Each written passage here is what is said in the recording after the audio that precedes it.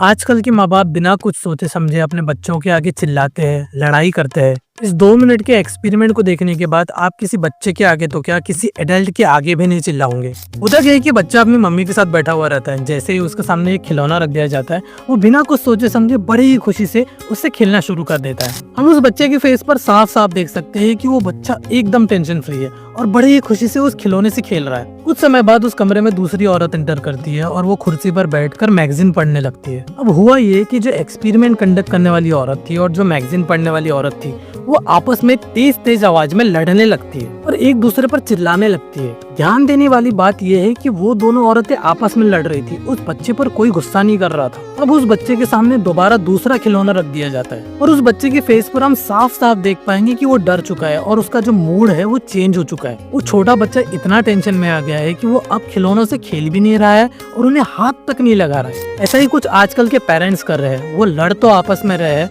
पर वो भूल गए कि इससे उनके छोटे बच्चों के दिमाग पर कितना बुरा असर पड़ रहा है।